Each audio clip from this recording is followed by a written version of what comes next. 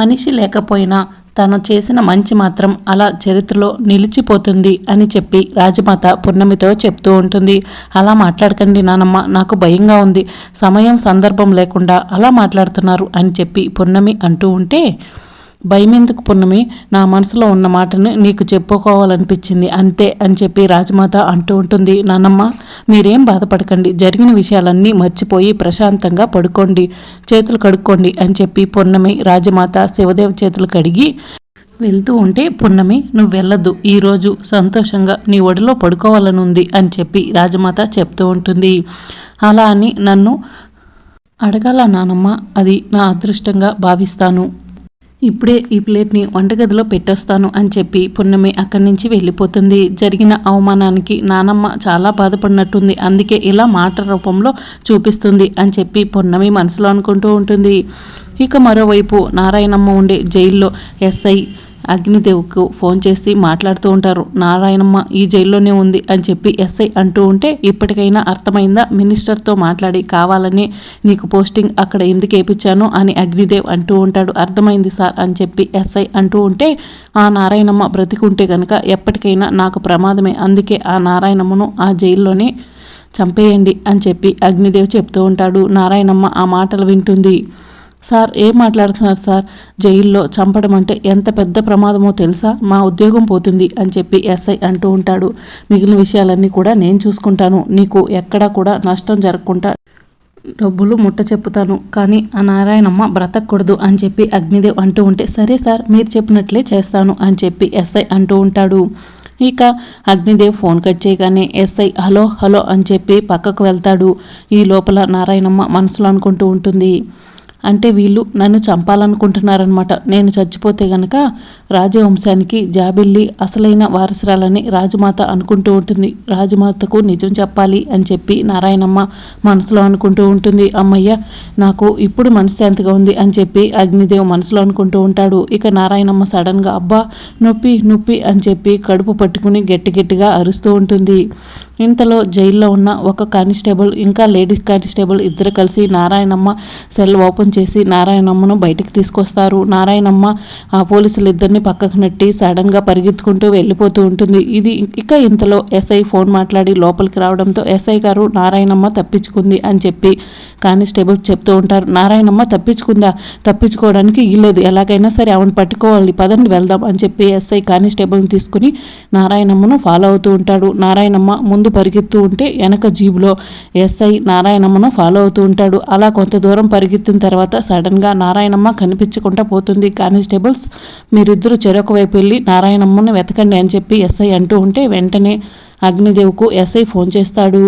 ఏంటి అప్పుడే పని అయిపోయిందా అని చెప్పి అగ్నిదేవ్ ఫోన్ లిఫ్ట్ చేసి అంటూ ఉంటే, లేదు సార్, ఆ నారాయణమ్మ మా కానిస్టేబుల్స్ని కొట్టి పారిపోయింది, మీతో ఫోన్లో మాట్లాడటం ఆ నారాయణమ్మ విన్నదేమో అని చెప్పి ఎస్ఐ అంటూ ఉంటే, ఇదేనా నువ్వు నాకు ఇస్తా అన్న గిఫ్ట్, నువ్వు ఏం చేస్తావో నాకు తెలియదు, ఆ నారాయణమ్మను ఎన్కౌంటర్లో లేపేస్తావో షూటౌట్ చేస్తావో నీ ఇష్టం, ఆ నారాయణమ్మ చచ్చిందనే వార్త మాత్రం నాకు తెలియాలని చెప్పి అగ్నిదేవ్ కోపంగా ఫోన్ కట్ చేస్తాడు. ఇక ఇంతలో కానిస్టేబుల్స్ ఎస్ఐ దగ్గర రాగానే ఆ నారాయణమ్మ దొరికిందా అని అడుగుతూ ఉంటే, దొరకలేదు అని చెప్పి కానిస్టేబుల్స్ చెప్తూ ఉంటారు. సరే కారెక్కండి వెళ్దాం అని చెప్పి ఎస్ఐ అక్కడి నుంచి కానిస్టేబుల్స్ తీసుకుని వెళ్ళిపోగానే నారాయణమ్మ బయటకు వచ్చి అమ్మయ్య అని చెప్పి ఊపిరి తీసుకుంటూ ఉంటుంది. ఇక ఇంతలో అగ్నిదేవ్ చాలా కోపంగా అక్కడ ఉన్న ఫ్లవర్ వాజ్ని ఇసిరేస్తాడు. వైదిక మయూక ఇద్దరు కూడా ఏమైంది అగ్నిదేవ్ అని చెప్పి అడుగుతూ ఉంటే, ఆ నారాయణమ్మను జైల్లోనే సమాధి చేద్దాం అనుకుంటే ఆ నారాయణమ్మ జైలు నుంచి తప్పించుకుంది, జైలు నుంచి తప్పించుకున్న నారాయణమ్మ పున్నమని కానీ రాజమాతను కానీ కలిసిందనుకో మన బండారం బయటపడిపోతుంది అని చెప్పి అగ్నిదేవ్ అంటూ ఉంటే, బండారం బయటపడిపోవడమే కాదు, మనం చేసిన తప్పులకు ఆ రాజమాత మనల్ని శిక్షిస్తుంది అని వైదిక అంటూ ఉంటే, ఇప్పుడేం చేద్దాం డాడీ అని చెప్పి మయూక అడుగుతుంటుంది. పోలీసుల వల్ల కానిది నేను చేస్తాను, అది పోలీస్ స్టేషన్ నుంచి తప్పించుకుని ఎక్కడికి వెళ్తుందో నాకు తెలుసు, దాని గొంతులో నుంచి మాట రాకముందే దాని గుండెల్లో బుల్లెట్ దించేస్తా అని చెప్పి అగ్నిదేవ్ కోపంగా గన్న తీసుకుని అక్కడి నుంచి వెళ్ళిపోతూ ఉంటాడు. ఇక మరోవైపు రాజమాత శివదేవ్ ఇద్దరు కూడా ఎవరో చూడకుండా డోర్ ఓపెన్ చేసుకుని బయటకు వస్తారు. అమ్మ మళ్ళీ మనం ఈ ఇంటి గుమ్మం చూస్తామో లేదో, ఆఖరిలో ఒక్కసారి పున్నమని చూసొస్తాను అని శివదేవ్ అంటూ ఉంటే, వద్దు నాన్న, ఇన్ని రోజులు పున్నమని చూసావు కదా, ఆ రూపాన్ని జ్ఞాపకంగా గుర్తుంచుకో, అంతేకాని మళ్ళీ వెళ్ళటం వద్దు అని చెప్పి రాజమాత అంటూ ఉంటుంది. పద వెళ్దాం అని చెప్పి రాజమాత శివదేవ్ వెళ్తూ ఉండగా సడన్గా పున్నమి ఎదురు వస్తుంది. నానమ్మ, ఏంటి ఈ ఇల్లు వదిలి వెళ్ళిపోదాం అనుకుంటున్నావా? మీరు లేకుండా నేను ఎలా బ్రతకగలను అని చెప్పి పున్నమి అడుగుతుంటే, పున్నమి అవమానాలతో ఇక్కడ బతికేదన్న కన్నా ఎక్కడైనా దూరంగా ఉండి ప్రశాంతంగా ఉంటాం మేలనిపిస్తుంది అని చెప్పి రాజమాత అంటూ ఉంటుంది. మీ పైన ఒక్క మాట కూడా పడకుండా నేను చూసుకుంటాను నానమ్మ, నా పైన నమ్మకం లేదా అని చెప్పి పున్నమి అంటూ ఉంటుంది. అడగకుండానే వేదాంతం చెప్తుంటే ఏదో నా మంచి కోరి చెప్తున్నావు అనుకున్నాను. అన్నం తినిపించమని అడిగితే నా పైన ప్రేమతో తినిపించమన్నారనుకున్నాను. కానీ నా ఒడిలో పడుకుంటానని అడిగితే అలసిపోయి పడుకుంటారేమో అనుకున్నాను. కానీ నన్ను వదిలి ఈ ఇంటి నుంచి దూరంగా వెళ్ళిపోతారని అనుకోలేదు. గదిలో పడుకున్నానని కాదు, నీ మాటలే నా మనసులో మెదులుతున్నాయి. ఇప్పుడు చూడని కన్నీళ్ళను చూసి బాధపడ్డాను. ఏం చేస్తున్నారోని ఇలా బయటకు వచ్చాను. కానీ నన్నే వదిలి వెళ్ళిపోతారనుకోలేదు నానమ్మ అని చెప్పి పున్నమి అంటూ ఉంటుంది. అమ్మ పున్నమి, నీకంటూ ఒక కుటుంబం ఉంది. మా కోసం బాధపడి నీ కుటుంబాన్ని బాధ పెట్టకు. నా కొడుకు నేను ఎక్కడైనా బతకగలం. నీకు సమస్య ఉండకూడదని వెళ్ళిపోదామనుకున్నమ్మా పున్నమి అని చెప్పి రాజమాత అంటూ ఉంటుంది. బయటికి వెళ్ళి ఎక్కడ బ్రతుకుతారు?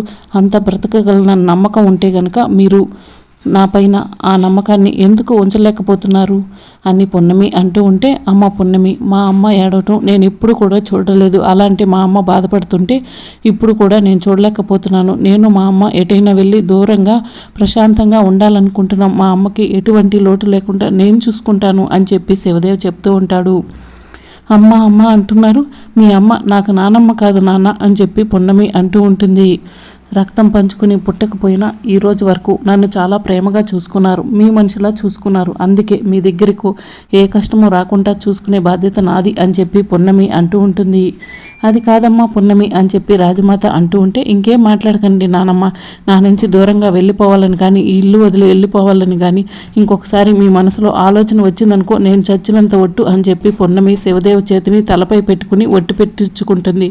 అమ్మ పున్నమి, అలా మాట్లాడకమ్మా అని రాజమాత అంటూ ఉంటే, అది కాదు నానమ్మ అని చెప్పి పున్నమి అంటూ ఉంటుంది. సరే అమ్మా పున్నమి, ఈ రోజు నుంచి ఎన్ని అవమానాలు ఎదురైనా, ఎన్ని కష్టాలు వచ్చినా రాజవంశాన్ని పక్కన పెట్టి అవమానాన్ని భరిస్తూ నీకోసం ఇక్కడే ఉంటాము అని చెప్పి రాజమాత పున్నమని దగ్గరికి తీసుకుంటుంది.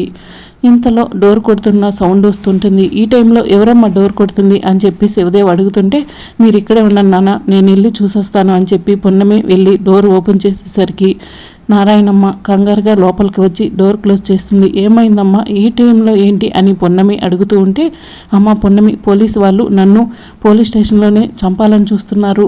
నేను చనిపోయినా పర్వాలేదమ్మా, కానీ నాతో పాటు ఒక నిజం చనిపోకూడదని నేను ఇలా తప్పించుకున్నాను అని చెప్పి నారాయణమ్మ చెప్తూ ఉంటుంది. రాజమాత శివదేవ్ షాక్ అయి అలానే చూస్తూ ఉంటారు. ఏంటమ్మా నిజం చెప్పు అని చెప్పి పున్నమి అంటూ ఉంటే మళ్ళీ డోర్ కొడుతున్న సౌండ్ వినిపిస్తూ ఉంటుంది. అమ్మ పున్నమి, నన్ను వెతుక్కుంటూ పోలీసులు వచ్చినట్టున్నారు అని చెప్పి నారాయణమ్మ చెప్పడంతో, నువ్వేం కంగారు పడకమ్మా నాన్న, అమ్మని తీసుకుని ఎక్కడైనా దాచిపెట్టు, పోలీసు వాళ్ళతో నేను మాట్లాడొస్తాను అని చెప్పి పున్నమి వెళ్తుంది.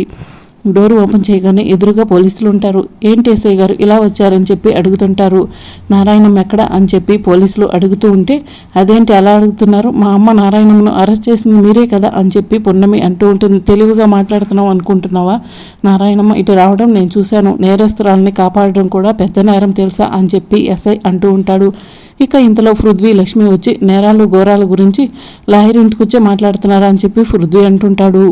అయినా ఈ టైంలో మా ఇంటికి రావడం ఎంతవరకు కరెక్ట్, వారెంట్ ఉందా అని చెప్పి పృథ్వీ అడుగుతుంటే, మేము కరెక్ట్ ఆధారాలతోనే వచ్చాం. నారాయణమ్మ ఇక్కడే ఉందని మా అనుమానం.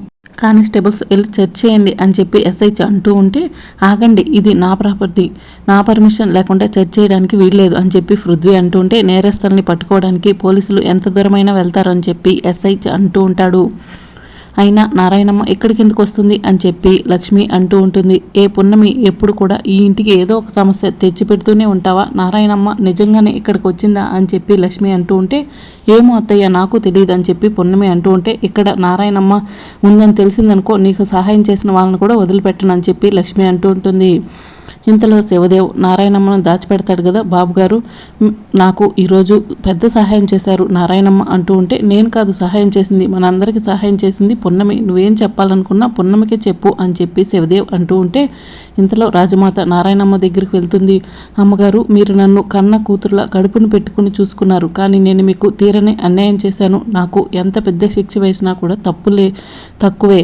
నన్ను క్షమించండి అమ్మగారు, నేను చేసిన తప్పును క్షమించండి.